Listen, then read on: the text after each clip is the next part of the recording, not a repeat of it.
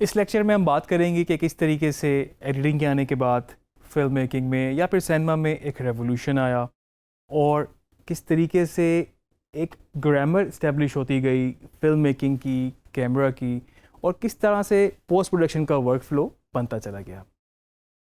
मैं सबसे पहले आपको बताऊं कि जब सिनेमा का इनोवेशन हुआ, बहुत सारी डिबेट्स थी, साउंड नहीं था, बहुत सारे लोग उस वक्त थिएटर देखा करते थे, लेकिन फिर सिनेमा के लिए जाना शुरू हुए। फिर साउंड भी बीच में आया, साउंड की वजह से आपको अपना फ्रेम रेट भी चेंज करना पड़ा। साउंड के बाद और लोगों का इंटरेस्ट बढ़ा, डायलॉग्स आ गए, साउंड की पूरी इंडस्ट्री एक इस्टेब्लिश हो गई जिसमें ऑन लोकेशन रिकॉर्डिंग, फिर पोस्ट प्रोडक्शन में किस तरीके से उसको ट्रीट करते थे, किस तरीके से उसको वीडियो के साथ सिंक करते थे, और इस तरह से चीज़ें बढ़ती गई। सिनेमा के बाद टीवी इंडस्ट्री, क्योंकि कन्वेंशंस वही थी फिल्म मेकिंग की, इस तरीके से शॉर्ट्स रिकॉर्ड किए जाते थे। टीवी आया तो फिर ब्रॉडकास्ट का तरीका किस तरह से बना, ड्रामास बनना शुरू हुए। और अब जदीद दौर के साथ साथ आप देख सकते हैं कि आपके पास जिस तरह डिजिटल में आजकल यूट्यूब, इंस्टाग्राम, फेसबुक, उस पर किस तरह का कंटेंट बनाया जाता है, किस तरह के कमर्शियल्स जो हैं इस वक्त मार्केटिंग पर्पज़ के लिए इस्तेमाल किए जाते हैं। तो ये सारी इनोवेशंस वक्त के साथ साथ बेसिकली होती चली गई। जो एडिटिंग को क्रेडिट हम देते हैं इस वक्त, सबसे बड़ा क्रेडिट तो इस वक्त वो ये है कि आपकी जो फिल्म मेकिंग और कैमरा की ग्रामर वीडियो एडिटिंग के आने के बाद स्टैब्लिश हुई। क्योंकि आप सोच सकते हैं कि जब एक जगह पर कैमरा दूसरा शॉट, दूसरी वेरिएशन लेता ही नहीं था, क्योंकि वहाँ पर आप उसको जोड़ ही नहीं सकते थे। मिसाल के तौर पे आपके पास डिफरेंट शॉट टाइप्स होते हैं जो कि आगे हम डिटेल में देखेंगे। आपके पास लॉन्ग शॉट्स हैं, आपके पास मीडियम शॉट्स हैं, क्लोजअप्स हैं, ओवर द शोल्डर्स हैं, कॉम्प्लेक्स शॉट्स हैं आपके पास, और बहुत सारे। तो उन सब को रिकॉर्ड करने का फ़ायदा ही तब था जब आप उनको एडिट में यूज़ कर सकें। तो जब D.W. ग्रिफिथ ने उसको एडिटिंग में यूज़ करना शुरू किया तो फिल्म मेकिंग की सारी ग्रामर बनती चली गई कि ये शॉट भी ले सकते हैं, किस तरीके से आपका फिल्म का स्ट्रक्चर बन सकता है कि अगर आप एक चीज़ कहाँ से शुरू करते हैं, कहाँ पे ख़त्म करते हैं, तो वो पूरा एक scene by scene, sequence by sequence आपका चेंज आता चला गया। और इसके साथ साथ अगर सिर्फ मैं एडिटिंग की ही बात करूँ तो जिस तरह फिल्म स्प्लाइसिंग शुरू हुई थी, उसके बाद लीनियर आया, नॉन लीनियर आया, लाइव एडिटिंग होती है। आप लोग देख सकते हैं कि इस वक्त आपके लाइव ब्रॉडकास्ट में लाइव एडिटिंग होती है, आपके मल्टीपल कैमरास में एडिटिंग होती है। तो बहुत सारी चीज़ें इसमें इन्वॉल्व होती चली गई। इसमें मैं आपको थोड़ा सा ये भी बताता चलूँ कि ये जितनी भी इनोवेशंस होती गई उसकी वजह से नए डिपार्टमेंट्स, नई चीज़ें बनती चली गई। सॉफ्टवेयर्स की बहुत इनोवेशंस हुई, नए से नए सॉफ्टवेयर्स आते गए ब्रॉडकास्ट के लिए, टीवी के लिए, सिनेमा के लिए, हर तरह से। और लोग भी इसमें इन्वॉल्व होते गए, लोग सीखना शुरू हो गए चीज़ों को, और प्रॉपर एक इंडस्ट्री बनती चली गई।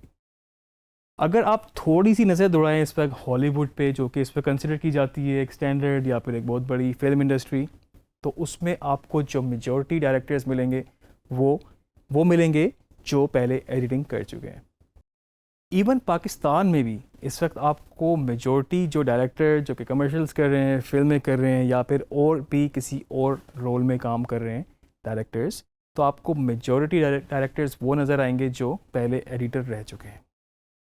इसकी क्या वजह हो सकती है?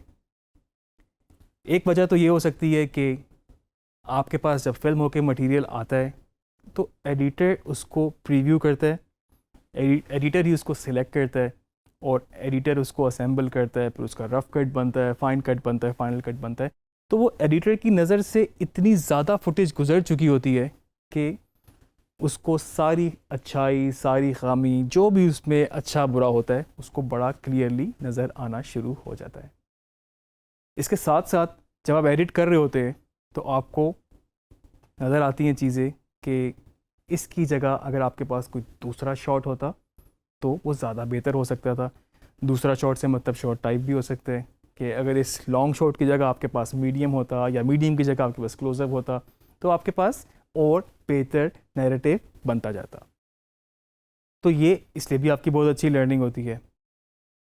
सेकेंडली, आपका जो एडिटर होता है, अगर हम एक फिल्म एनवायरनमेंट की बात करें तो उसमें एडिटर ब्लैंक होता है, उसको नहीं पता कि शूट पे क्या हुआ है, प्रोडक्शन में क्या हुआ है, कितने कैमरास इन्वॉल्व थे, कितनी क्रू इन्वॉल्व था, क्या स्टोरी है। तो उसको प्रॉपर एक स्क्रिप्ट से गुजरना पड़ता है, उसको प्रॉपर एक लॉग से गुजरना पड़ता है। तो इसकी वजह से आपका पेपर वर्क जो कि प्री प्रोडक्शन में, प्रोडक्शन में हुआ होता है, वो भी काफ़ी स्ट्रॉन्ग हुआ होता है।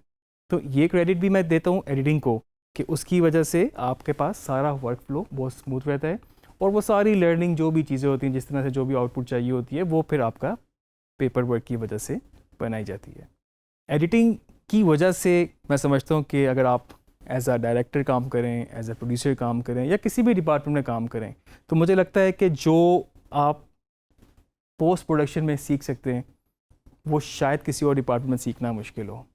जब आप एडिट करते हैं और उसके बाद अब ऑन लोकेशन भी अगर आप जाके देखें तो आपके पास दिमाग में वो स्ट्रक्चर खुद ही बनना शुरू हो जाता है, आप उसको कंस्ट्रक्ट कर सकते हैं और आप सोच सकते हैं कि बाद में वो कितना आसान हो सकता है बाद में आपके लिए, अगर आप एज ए डायरेक्टर काम करें या एज ए प्रोड्यूसर काम करें। तो मैं उम्मीद करता हूँ कि ये जो वीडियो एडिटिंग का कोर्स है आपके लिए काफ़ी यूज़फुल होगा अगर आप इसको सही तरीके से फॉलो करें। आगे और लेक्चर्स पे मज़ीद हम इन पे बात करेंगे, तो आप इनको फॉलो करते रहें।